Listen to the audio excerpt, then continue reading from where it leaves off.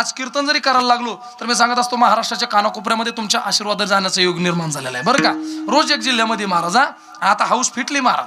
हे अवघड आहे, पहिलंच बरं होतं पडून पर्यंत ठाई, हे अवघड आहे महाराज बरं का.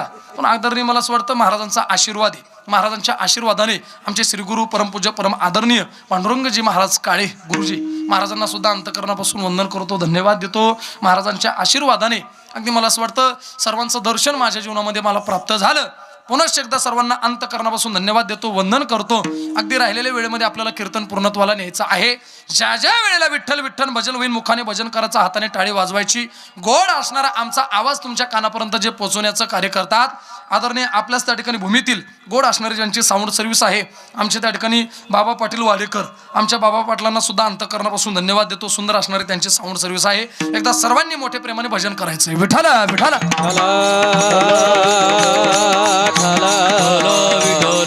कुंडली कवरदा हरी विठ्ठल हरिनाथ भगवान माऊली ज्ञानेश्वर महाराज की जय, जगद्गुरु तुकाराम महाराज की जय, छत्रपती शिवाजी महाराज की जय. हो ऐका महाराज वर्णन करतात वारकरी म्हटलं की त्याचा हरिपाठ पाठ असावा लागतो. बरोबर आहे का बाबा? वारकरी म्हटलं की त्याचा हरिपाठ पाठ असावा लागतो. पण वारकरी सुद्धा ओरिजिनल लागतो महाराज. बरोबर आहे का? वारकरी सुद्धा बाबा ओरिजिनल लागतो. नाहीतर कधी कधी असं होतं बसलेली मंडळी वारकरी का डुप्लिकेट असला, नवे नवे वारकरी का त्या ठिकाणी नवीन असला आणि वारकऱ्यानं का शंकरबा हरिपाठामध्ये गाड्यात विना घेतला आणि ज्ञानदेव म्हणे आलं शास्त्री. अवघड पण सोपे बरं का. ऐका मी सांगत असतो ज्ञानदेव म्हणे आलं तर त्या ठिकाणी ज्या पद्धतीने मी सांगत असतो एखादी ट्रॅफिकमध्ये गाडी अडकावी आणि गाडी ड्रायव्हर नवीन असावा माझ्यासारखा, त्याला जशी सिग्नलची भीती तसं मी काही नवीन नाही आता, तेव्हा ड्रायव्हरच नव्हतो. ऐका बरं का. मी सांगत असतो वारकरी का नवीन असला महाराज वर्णन करतात वारकरी चुकल्याशिवाय राहत नाही. म्हणून महाराज मला असं वाटतं ज्या पद्धतीने ब्राह्मणांच्या जीवनामध्ये त्रिकाल संध्या असते त्याच पद्धतीने वारकऱ्यांच्या सुद्धा जीवनात त्रिकाल संध्या असते. सकाळी उठल्याच्या नंतर काकडा आणि सायंकाळच्या वेळेला नित्यनेमाने हरिपाठ ही वारकऱ्याच्या जीवनातील संध्या आहे. महाराज वर्णन करतात प्रत्येक वारकरी सकाळी उठल्याच्या नंतर भगवंताला जागवण्याचा कार्य करतो, उठवण्याचा कार्य करतो. ऐका उठा पांडुरंग प्रभत समय पातला वैष्णवांचा मेळा गरुडा पायी दाटला. महाराज वर्णन करतात सकाळी उठल्याच्या नंतर नित्यनेमाने काकडा आणि सायंकाळच्या वेळेला नित्यनेमाने हरिपाठ ही वारकऱ्यांच्या जीवनातील संध्या आहे. ऐका बरं का बसलेली मंडळी. आता मी सांगत असतो आपण सर्वजण हरिपाठ करतो, सगळे हरिपाठ करतात, सगळेच हरिपाठ करतो आपण. महिला मंडळ करतेच मला माहिती आहे महाराज आहे की नाही, सगळे हरिपाठ करतो. सोपा प्रश्न विचारतो मला एक सांगा, हरिपाठामध्ये हरी या शब्दाचा उच्चार किती वेळ चाललेला आहे? बरोबर किती? 108 वेळ चालला. हुशार आहे महाराज. या आमच्या सर्व गुरु बहिणी सर्व गुरुबंधू हुशार आहे बरं का. ऐका महाराज वर्णन करतात हरिपाठामध्ये ज्ञानोबांनी हरी शब्दाचा उच्चार 108 वेळेस केलेला आहे. आता त्याच्या पुढचं विचारतो हरिपाठामध्ये हरिपाठ या शब्दाचा उच्चार किती वेळ झालेला आहे? तुम्हाला माहिती आहे. आता हे म्हणते आम्हाला जर माहित असतं तर तुला इथं कशाला बोललेलं असतं. खरं आहे तुमचं बरं का. मीच सांगतो. बरोबर उत्तर दिला. 11 वेळेस आलेला आहे. सर्वांच्या त्या ठिकाणी पाठांतरातला अभंग आहे, सरळ असणारा सोपा असणारा आहे. महाराज वर्णन करतात 11 वेळेला हरिपाठ शब्दाचा उच्चार केलेला आहे. पण तो कुठं कुठं केलेला आहे आपण बघण्याचा प्रयत्न करू. सर्वांचे हरिपाठ पाठ आहे. सर्वांनी माझ्यासोबत बोला. एखाद्या दिवस आले तर सांगू शकता काही अडचण नाही. एकदा सर्वांनी मोठ्या प्रेमाने भजन करा. विठ्ठल विठ्ठल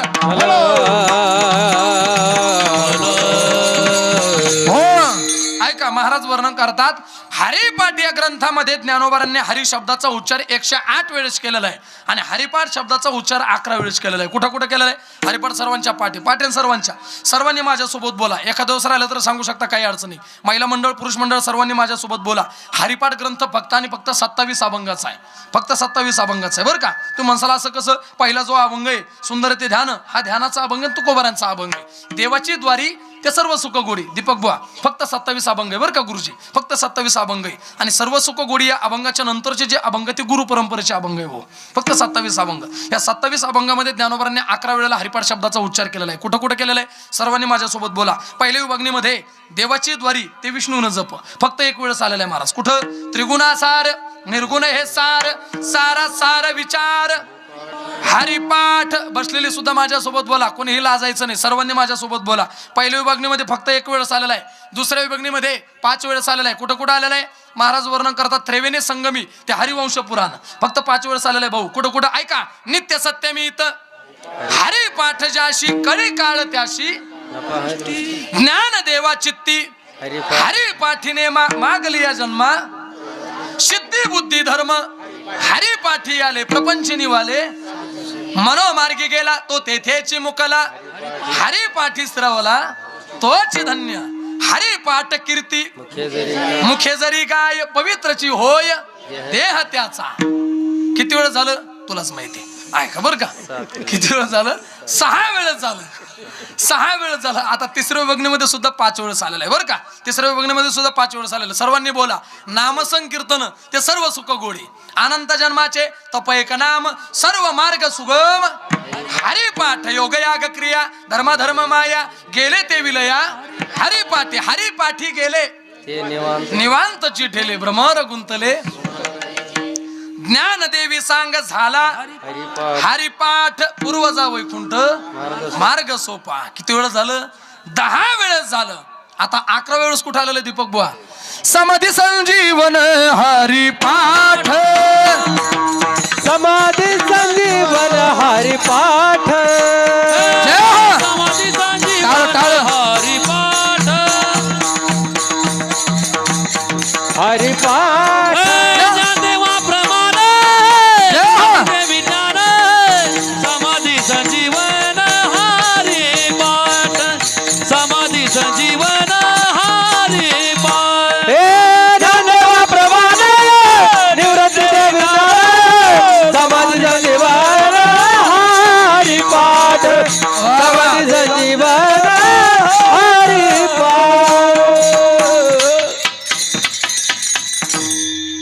ज्ञानदेवा प्रमाण निवृत्ती देवी ज्ञान समाधी संजीवन हरिपाठ.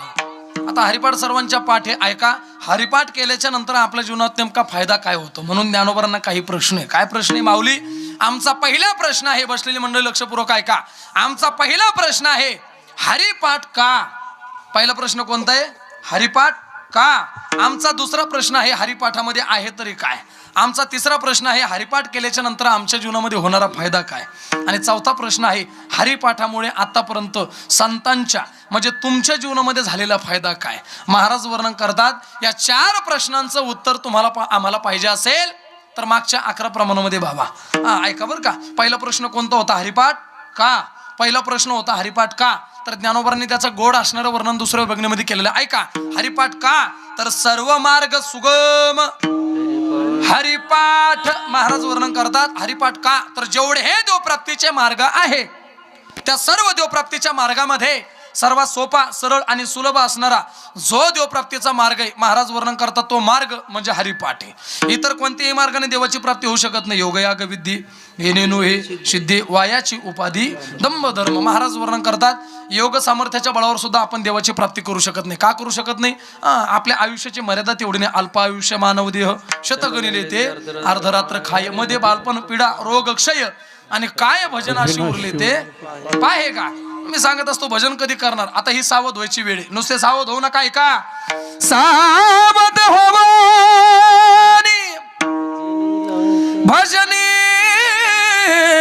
लागा देव करा कैवारी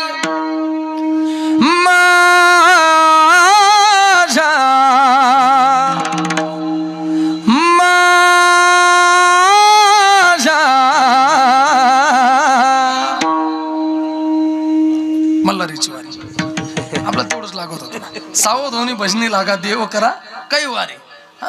महाराज वर्णन करतात आता ही सावध व्हायची वेळ. नुसते सावध होऊ नका. सावध होऊन काय करा? भगवंताला आपलंसं करण्याचा प्रयत्न करा. म्हणून ऐका इतर कोणत्याही मार्गाने देवाची प्राप्ती होणार नाही. कारण का? योगाच्या बाबतीत जर बोलण्याचा प्रयत्न केला बसलेली मंडळी ऐका. योगाच्या बाबतीत जर बोलण्याचा प्रयत्न केला तर मला असं वाटतं की भाऊ योग फक्त या कलियुगामध्ये आपल्या डोळ्यासमोर फक्त रामदेव बाबाला जमा. बरोबर आहे का? फक्त रामदेव बाबाला जमलं बरं का, तुम्हाला आम्हाला. आपण त्यांच्यासारखे प्रयत्न करू नका, आपला एखादा हातपाय मोडून महाराज बरं का. त्यांच्यासारखे प्रयत्न करू नका. आपला योगाचा काय मिळेल पांडुता त्या. आपला योग म्हणजे सकाळी 10च्या नंतर सुरू होतो, है की नाही सुभाष महाराज. आपला योग सकाळी 10च्या नंतर सुरू होतो. जर हुकून चुकून सकाळी आपण 6ला उठलो तात्या, जर हुकून चुकून जर आपण सकाळी 6ला उठलो भाऊ, तो योग नाही, तो योगा योग आहे बरं का. मी सांगत असतो आपल्या योगाचा काय मिळेल महाराज. आपल्या योगाचं काय, झोपाला 3 आणि 4 आणि 5 जिथून सगळा योगा योगाचे महाराज बरं का. आपल्या योगाचा काय मिळेल. आणि योगाच्या नादी लागू पण नका. महाराज वर्णन करतात योग याग विधी येणे नो हे. रामदेव बाबांचा सोडून द्या. योगाच्या बाबतीत जर बोलण्याचा प्रयत्न केला तर 1400 वर्ष योग सामर्थ्याच्या बळावर आयुष्य जगणारे चांगदेव महाराज, सर्वांना माहिती महाराज. 1400 वर्ष योग सामर्थ्याच्या बळावर आयुष्य जगून सुद्धा 5 वर्षाच्या मुक्ताबाईचं दर्शन प्राप्त झालं. आणि चांगदेव महाराज वर्णन करतात, चांगदेव म्हणे आजी जन्म आलो आणि गुरुपुत्र झालो मुक्ताईचा. महाराज वर्णन करतात 1400 वर्षाचं आयुष्य जगून सुद्धा चांगदेव महाराज वर्णन करतात खऱ्या अर्थाने आज माझा जन्म झालेला आहे. म्हणून योग सामर्थ्याच्या बळावर सुद्धा भगवंताची प्राप्ती होऊ शकत नाही. म्हणून महाराज वर्णन करतात जर भगवंताची प्राप्ती करायची असेल तर सर्व मार्ग सुगम हरिपाठ, जो मार्ग विश्व माऊली ज्ञानोबांनी तुमच्या आमच्या करता त्या ठिकाणी निर्माण केलेला आहे, ज्या मार्गाने संत गेले नवे नवे, जो मार्ग ज्ञानोबांसारख्या तुकोबरांसारख्या संतांनी तुम्हाला आम्हाला दाखवून दिलेला आहे, त्या मार्गाने जाण्याचा प्रयत्न करा. फायदा तेनेची पंथे चालू जाता न पडे गुंता कोठे काही. काही जण म्हणतात माऊली आम्ही आमच्या मनाचा मार्ग शोधू, मनोमार्गी गेला तो तेथेची मुकला. जर तुम्ही तुमच्या मनाचा मार्ग शोधण्याचा प्रयत्न केला बसलेली मंडळी, तर तुमचं आमचं जीवन अधोगतीला गेल्याशिवाय राहणार नाही, जीवनाची फजिती झाल्याशिवाय राहणार नाही, पदरामध्ये दुःख पडल्याशिवाय राहणार नाही, मनाचं बोलत नाही. जर तुम्ही संतांचं नाही ऐकलं माणसाची काय फजिती होते तुमच्या लक्षात येण्याकरता 2 मिनिटाचा दृष्टांत सांगतो. एकदा सर्वांनी प्रेमाने भजन करा. विठाला विठाला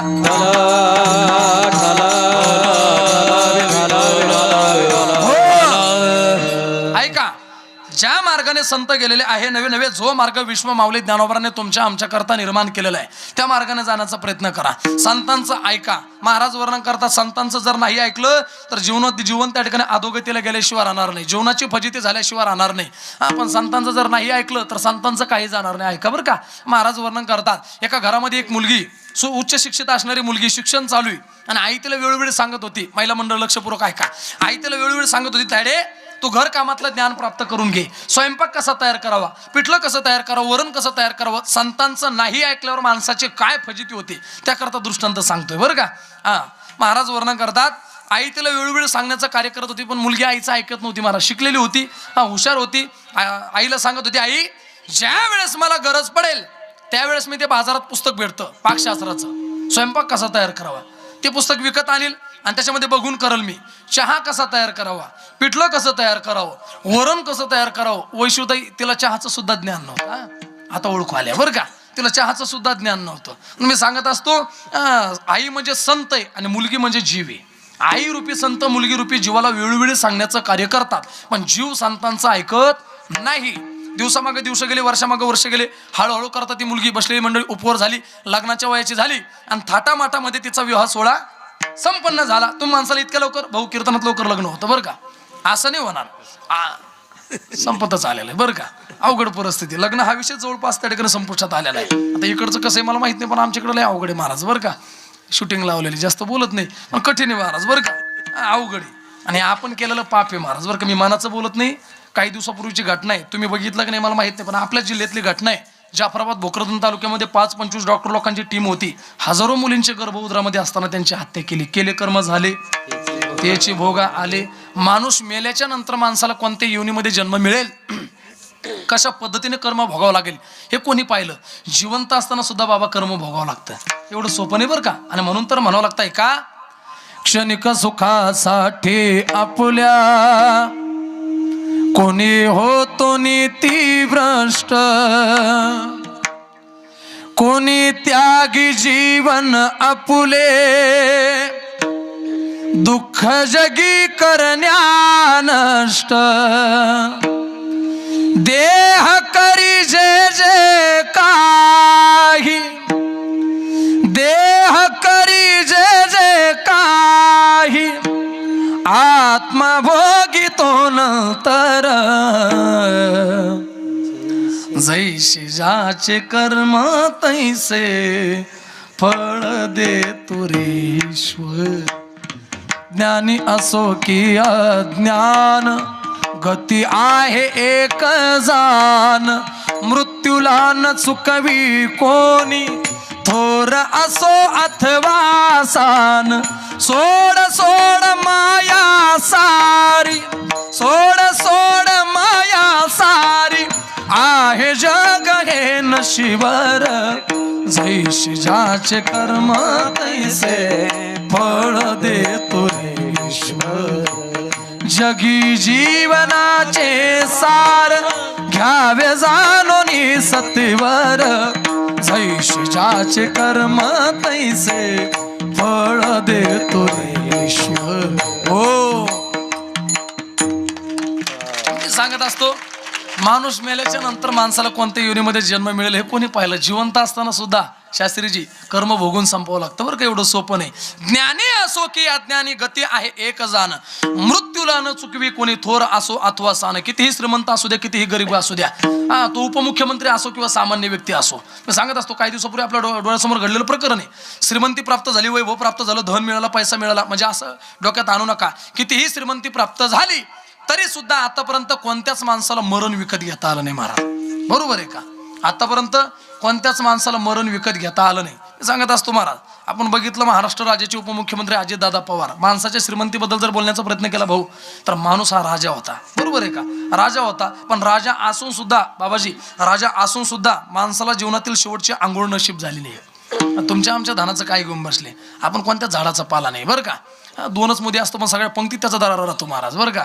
मी सांगत असतो तुमचा ना आपला कुठंच मेळ बसत नाही. अवघड परिस्थिती. महाराज वर्णन करतात, कोटी घरे जेथे काशा आणि तांब्याची, शुद्ध कांचनाची सप्त कोटी. रावणाच्या राज्यामध्ये हे काशाचे आणि तांब्याचे घरं सोडून द्या, 7 कोटी घरं बसलेली मंडळी. 7 कोटी घरं ओरिजिनल 24 कॅरेट सोन्याची होती. डागीचं नाही महाराज. 1,58,000चा भाव चालू आहे सध्या बरं का. मी काही केलं नाही पण सांगायला लागलो बरं का. मी सांगत असतो आता कमी झालं, मागं वाढ होतं बरं का. मी सांगत असतो महाराज, आतापर्यंत कोणत्याच माणसाला मरण विकत घेता आलं नाही. म्हणून माणसाने चांगलं जीवन जगावं, चांगलं कर्म करावं. आपला विषय काय चालू होता, ती मुलगी उपवर झाली, लग्नाची वय झाली, थाटामाटामध्ये तिचा विवाह सोहळा, दिवसभर कुठं चरायला गेले तर संध्याकाळी खोट्यावर आलं पाहिजे. ऐका बरं का. त्या मुलीचं त्या ठिकाणी लग्न झालं, येती जातीची झाली, आणि येती जातीची झाल्याच्या नंतर भाऊ घरी नांदत असताना घरी 4-5 पाहुणे आले आणि सासरेबुवांनी सहज आवाज दिला, सोनबाई 4-5 कप चहा ठेवा. आता सासरेबुवांनी आवाज दिला, महाराज हुशार होती, शिकलेली होती, आईचं ऐकलेलं नव्हतं. महिला मंडळ गेली पाठीमागच्या रूममध्ये, ते अलमारीमध्ये पुस्तक ठेवलं होतं पाकशास्त्राचं, स्वयंपाक कसा तयार करावा. ते आणलं पुस्तक, असं भिंतीवर उघडं ठेवलं आणि पहिलं पान पलटलं महाराज. त्याच्यामध्ये पहिलाच मुद्दा होता चहा कसा तयार करावा. त्याच्यात परत पहिला मुद्दा होता गॅस पेटवावा. आता चुली राहिलं नाही महाराज, तसं काम चुलीवरच आलेलं आहे की नाही. पण मी सांगत असतो महाराज वर्णन करतात, पहिला मुद्दा होता गॅस पेटवावा, गॅस पेटवला. दुसरा मुद्दा होता पातेलं ठेवा, पातेलं ठेवलं. तिसरा मुद्दा होता जेवढा कप चहा करायचा तेवढं कप पाणी टाकावं. चौथ्या मुद्द्याला होती साखर टाकावी आणि 5व्या मुद्द्याला होती पत्ती टाकावी. पण तेवढ्याच काळात त्यांच्या घरी नव्हती पत्ती. आणि तिने विचार केला, महाराज आपल्या घरी नाही म्हणून काय झालं, शेजाऱ्यांच्या घरी जाऊ आणि घेऊन येऊ. जुना काळ चांगला होता दीपक बुवा, जुना काळ चांगला होता. मी सांगत आज पण ही परंपरा आपल्या ग्रामीण भागात जिवंत आहे. बरोबर आहे का. आपल्या ग्रामीण भागात जिवंत आहे. तुम्ही जरी घनसांगवीमध्ये असले तरी आपला त्या ठिकाणी हा ग्रामीण असल्यासारखाच परिसर आहे महाराज बरं का. सगळे शेतकरी वर्ग आहे. ही परंपरा बाबा आज पण जिवंत आहे. आपल्या घरातलं पीठ संपू द्या, मीठ संपू द्या, तेल संपू द्या, आमच्या माता भगिनी शेजाऱ्यांच्या घरी जातात आणि इमर्जन्सीच्या काळामध्ये घेऊन येतात. ही परंपरा. पण वाईट एकाच गोष्टीचं वाटतं महाराज, कोणत्या, जर आमच्या माता मावल्या शेजारणीच्या घरी पीठ आणायला गेल्या महाराज, जर शेजारणीच्या घरी पीठ आणायला गेल्या तर आणत्या वेळेस असं दाबून दुबून आणत्या आणि तिला रिटर्न द्यायचं जर झालं, रिटर्न देते वेळेस असं झटकीत देते. सोपं नाही बरं का, ते कर्म भोगून संपावं लागतं. एवढं सोपं नसतं मला. पण मी सांगत असतो जुना काळ चांगला होता बरं का. जुना काळ चांगला होता. किती चांगला होता. जुन्या काळामध्ये आपल्या घरातला विस्तू जरी संपला तरी लोक शेजाऱ्याच्या घरून जाऊन आणायचे. बरोबर आहे का. आपल्या घरातला विस्तू जरी संपला, सांगू हो, तरी लोक शेजाऱ्याच्या घरून जाऊन आणायचे. एवढा काळ चांगला होता. पांडुतात्या आता विस्तू आणत नाही है की नाही. बदलत चाललं बाबा काळाच्या ओघानुसार भाऊ, सगळं बदलत चाललं बरं का. मी सांगत असतो जुना काळ चांगला होता. त्या मुलीने विचार केला, आपल्या घरातली पत्ती संपली म्हणून काय झालं, गेली शेजारणीच्या घरी. पण ती पत्ती घेऊन येईपर्यंत महिला मंडळ देवाने हळूच असणारी वाऱ्याची झुळक सोडली आणि त्या वाऱ्याच्या झुळकीमध्ये त्या पुस्तकाचे 4-5 पानं पलटली महाराज. आणि तिथं आलं पिठलं कसं तयार करावं.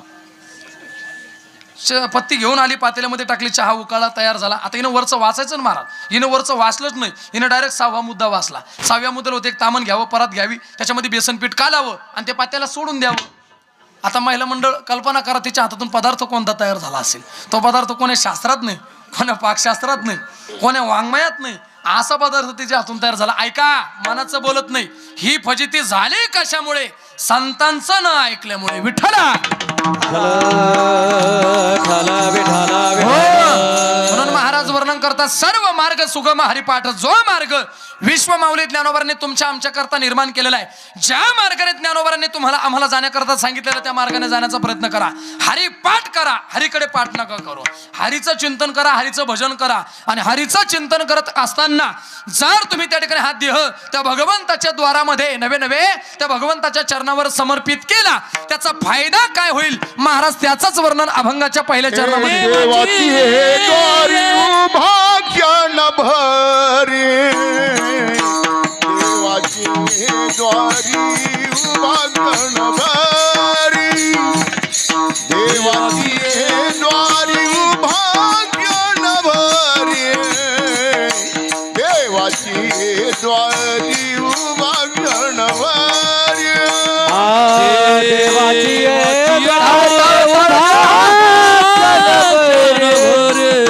देवाची द्वारी उभा